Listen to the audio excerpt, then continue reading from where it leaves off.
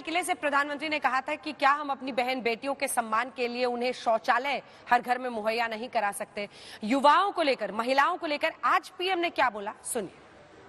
युवा शक्ति पर मेरा भरोसा है, युवा शक्ति में सामर्थ्य है और हमारी नीतियां, हमारी रीतियां भी उस युवा सामर्थ्य को और बल देने के लिए है। आज मेरे युवाओं ने दुनिया में पहले 3 स्टार्टअप इकोसिस्टम में भारत को स्थान दिला दिया है। विश्व के युवाओं को अचंभा हो रहा है भारत के इस सामर्थ्य को लेकर के, भारत की इस ताकत को देख करके। देश में आगे बढ़ाने के लिए एक अतिरिक्त शक्ति का सामर्थ्य भारत को आगे ले जाने वाला है और वो है विमेन लेड डेवलपमेंट। आज भारत गर्व से कह सकता है कि दुनिया में नागरिक उड्डयन में अगर किसी एक देश में सबसे ज्यादा विमेन पायलट है तो मेरे देश में है। भारत में विमेन पायलट की संख्या सबसे ज्यादा। ऐसे कई हमने अभी तक उपलब्धियां हासिल की है जयंतोदा, जिससे एक गर्व की अनुभूति देश में होती है। लेकिन अभी भी महिलाओं के सशक्तिकरण, उनके सामान्य और बराबरी के अधिकार में बहुत कुछ करना बाकी है। पीएम हर बार लाल किले से उन्होंने कहा था कि माओ को चिंता करनी चाहिए कि बेटियां बाहर हैं क्यों नहीं, बेटे घर से बाहर शाम में क्यों रहते हैं, वो पूछना शुरू करेंगे। तो एक सामाजिक बदलाव पर भी उन्होंने जोर दिया। इस पर कितने मार्क्स देंगे आप? देखिए, इसमें मैं तो 9 दूंगा, इसीलिए क्योंकि हम मोदी जी के जो स्पीच है उसके आधार पर, और मोदी जी ने जो 10 साल में कोशिश कर रहे हैं उसके आधार पर ये नंबर दे रहा हूं। इसमें भाजपा कई राज्य में उनके जो अप्रोच में अभी भी पुराने जमाने का जो माइंडसेट, वो हो सकता है किसी जगह वो हम देखा है, लेकिन मोदी जी उसके खिलाफ वो जो पुराने फ्यूडल माइंडसेट उसको तोड़ के नारी सशक्तिकरण में जो कन्विक्शन है और लोग विश्वास कर रहे हैं। मैं बहुत MIT ग्रेजुएट, क्योंकि हमारे देश में मोर देन 50% तो अभी 25 ईयर्स ओल्ड है और वोमेन भी, उसमें भी न्यू जनरेशन है जो सिर्फ विदेश में रहते हैं। हम उनके बारे में नहीं बोल रहे हैं, हमारे ये जो नई पीढ़ी और गांव-गांव से जो अर्बनाइजेशन हो रहा है, सब मोदी जी के एक बहुत स्ट्रांग सपोर्ट बेस है। ठीक है, रशीद जी आपकी बारी है।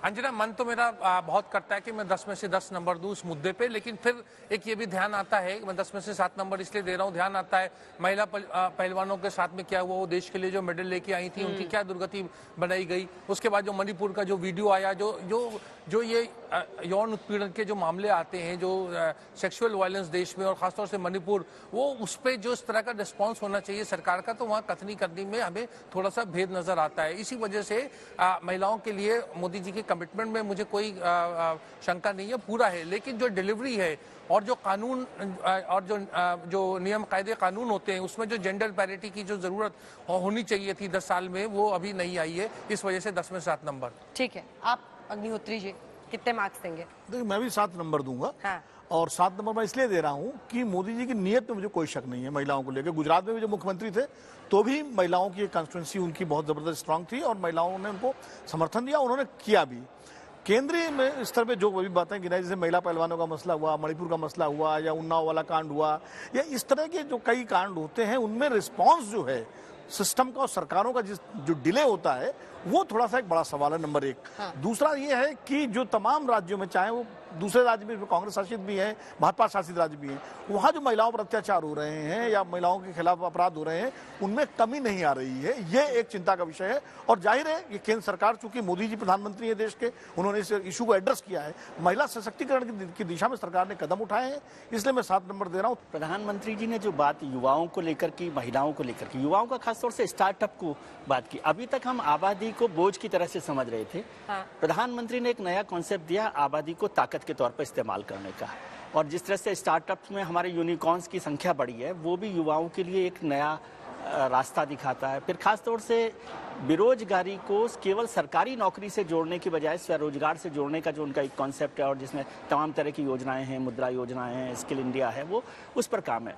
महिलाओं को लेकर प्रधानमंत्री की नीयत पे सब लोगों ने कहा कि कोई शक नहीं है, उस पर काम हुआ। और अभी आपने देखा हो कि लोकसभा में जब आईपीसी को चेंज करने का बिल लाए हैं तो उसमें सेक्सुअल जो क्राइम है उसमें सजा उन्होंने बढ़ाई है, खासतौर से बच्चियों के लिए बढ़ाई है, गैंगरेप को लेकर। सबसे बड़ी बात है चार्जशीट दायर करने का जो डेडलाइन बनाया है, क्योंकि इन्वेस्टिगेशन जो है ना, जांच है, वही प्रक्रिया हमारे देश में मुझे लगता है सबसे कमजोर कड़ी है। नहीं है, लेकिन मैं समझता था कि खासतौर से प्रधानमंत्री नरेंद्र मोदी से कि 10 साल का मौका, इतना ऐतिहासिक मौका था जो कम लोगों को मिलता है। यदि महिला आरक्षण के बिल के सपने को साकार कर देते तो रोज रोज महिलाओं को मांगना नहीं पड़ता। लोकसभा और विधानसभाओं में वो अपनी ताकत से अपनी बातों को ज्यादा मजबूत तरीके से रख सकती थी। 2017 से रिपोर्ट कार्ड पर उन्होंने ध्यान दिया, हमने ये कहा था, हम ये कर रहे हैं।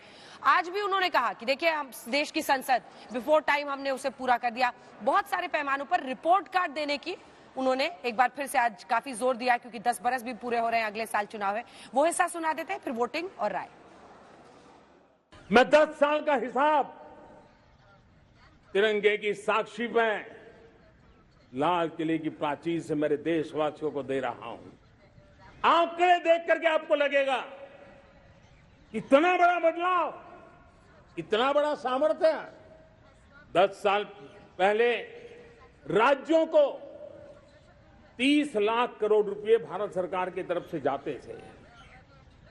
पिछले 9 साल में ये आंकड़ा 100 लाख करोड़ पर पहुंचा है। पहले गरीबों को यूरिया सस्ता मिले, जो यूरिया की बैग दुनिया के कुछ बाजारों में 3000 में बिकती है, वो यूरिया की बैग मेरे किसानों को 300 में मिले। और इसलिए देश की सरकार 10 लाख करोड़ रुपया मेरे किसानों की यूरिया में सब्सिडी दे रहा है। Reform, perform, transform. Rashid ji, आपके साथ शुरू करते हुए कितने मार्क्स देंगे और क्या कहेंगे? अंजना जी, मैं फिर 7 का ही, मैं 7 का पहाड़ा नहीं पढ़ रहा। 7 इसलिए मैं दे रहा हूँ क्योंकि नियत और नीति दोनों है, लेकिन जो डिलीवरी मैकेनिज्म है दरअसल वो उसमें इतना ज़्यादा नहीं होता। तो ये हम स्लोगन के रूप में ज़्यादा देखते हैं। ये बात जो प्रधानमंत्री कह रहे हैं, इसका आप देखें तो खुद प्रधानमंत्री ने कई बार कहा कि गिलास आधा खाली है आधा भरा, तो आधे से ज्यादा भर रहा है, लेकिन अभी उसमें बहुत कुछ जरूरत है।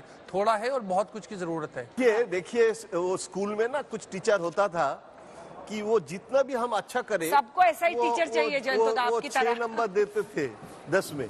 हाँ। और कुछ लिबरल टीचर होते थे, ज्यादा नंबर देते थे। शायद मैं थोड़ा लिबरल हूं, लेकिन मैं ये कहना चाहूंगा, मैं इसीलिए 9 दे रहा हूं, क्योंकि ये देखिए, हम बहुत सरकार देख चुके हैं। और फ्रैक्चर्ड मैंडेट जो होता है ना, मतलब जो क्या बोलेंगे हिंदी में, फ्रैक्चर्ड मैंडेट, मतलब जनादेश, जब वो कोalition सरकार, खंडित जनादेश, तो उसमें ये जो डायरेक्शन 303 बीजेपी का नंबर है। मजाक से हम लोग कहते हैं 303 सरकार बीजेपी का, एनडीए नहीं, 303। तो एक फर्म डिसीजन, जैसे एग्रीकल्चर में कितने लॉबी है, और ये जो फैसला, देखिए, आलोचना करने से सबसे आसान काम कुछ नहीं है, लेकिन मुझे पता है कि जो फार्मर्स में एग्रीकल्चर लॉबी, कुलक्स लॉबी, उसमें ये सब एक्शन लेना सिर्फ ये साउथ ब्लॉक या दिल्ली का काम नहीं है। हर स्टेट में ये जो ऑपरेशनल आज मोदी जी जो बोल रहे हैं, इसके पीछे बहुत मेहनत है।